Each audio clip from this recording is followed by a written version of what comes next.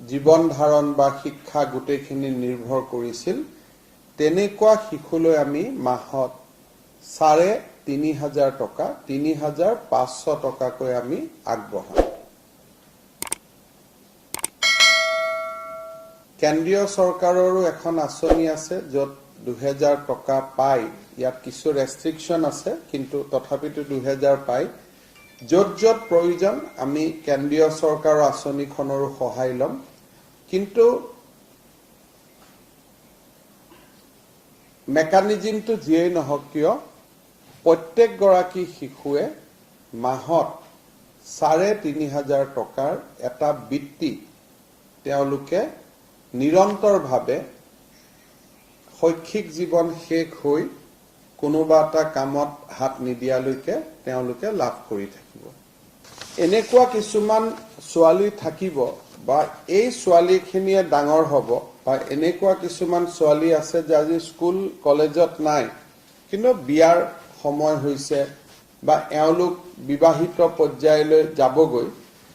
যদি এনেকুৱা ছোৱালীৰ বিবাহযোগ্য বয়স বা বিবাহ ঠিক হয়, আজি ঠিক হওক বা ভৱিষ্যতে ঠিক হওক,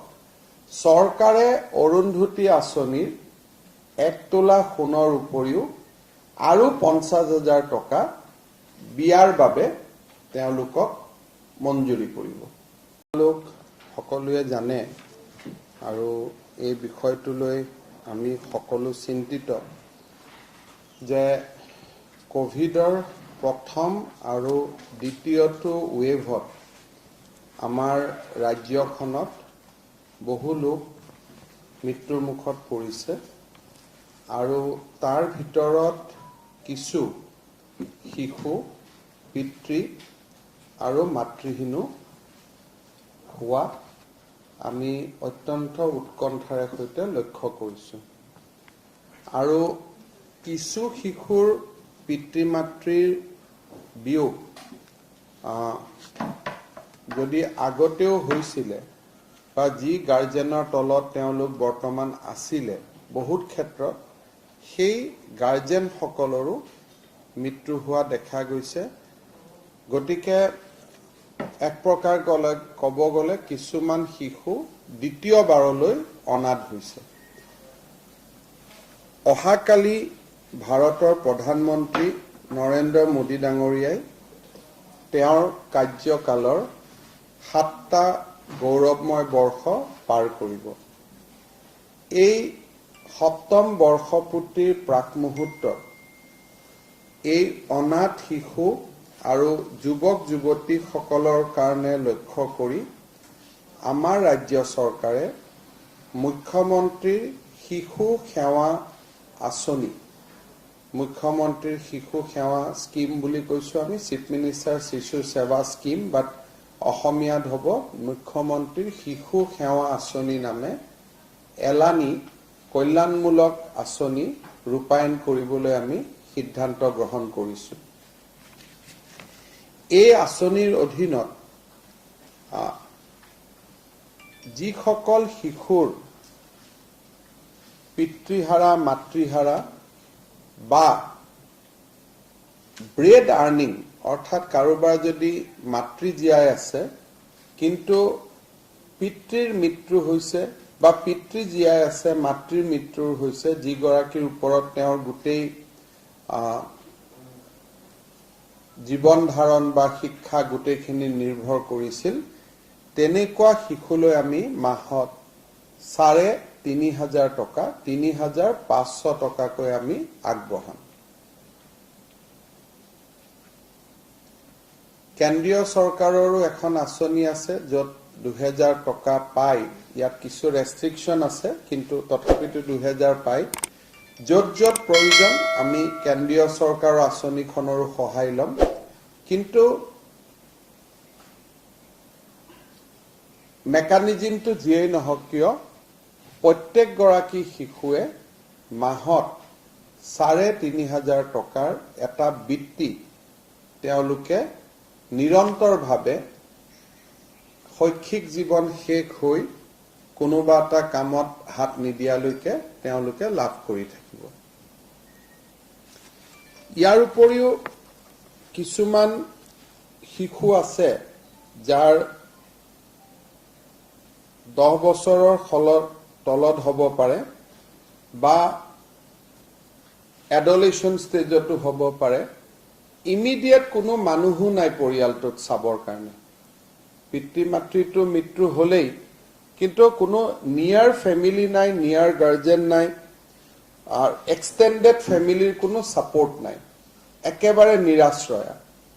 তেওঁলোকক আমি গোৱালপাৰাৰ সৈনিক স্কুলতে হওক বা কস্তুৰবা গান্ধী স্কুলতে হওক বা নবোদয় বিদ্যালয়তে হওক আমি যি ধৰণে পাৰো এই ছোৱালীসকলক বিশেষকৈ সৈনিক স্কুলত ছোৱালীৰ এডমিশন নাই কিন্তু নবোদয় বিদ্যালয়ত হয় বা আমাৰ কস্তুৰবা গান্ধীত হয় বা প্ৰাইভেট কোনোবা ভাল স্কুলত হলেও যত হোস্টেল আছে তাতে আমি এই ছোৱালীসকলক শৈক্ষিক জীৱন শেষ নোহোৱালৈকে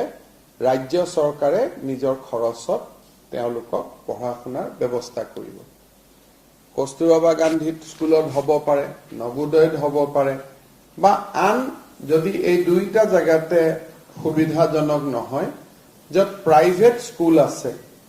কাৰোবাৰ হয়তো ইংলিশ মিডিয়ামৰ সমস্যা হ'ব কাৰোবাৰ অসমীয়া মিডিয়ামৰ সমস্যা হ'ব তেওঁলোকক যি ধৰণে বিচাৰে সেই ধৰণে এখন আৱাসিক বিদ্যালয়ত আমি তেওঁলোকক পঢ়ুৱাৰ ব্যৱস্থা কৰিম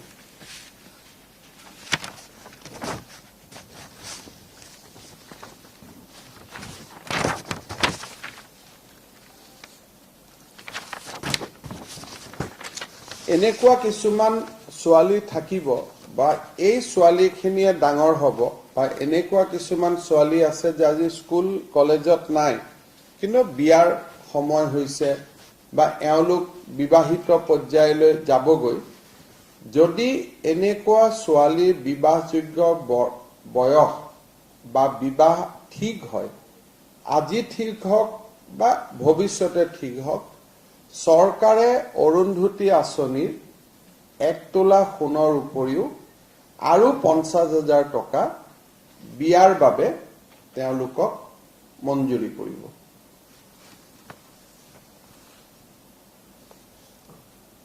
দ্বিতীয়তে আমাৰ পঞ্চমতে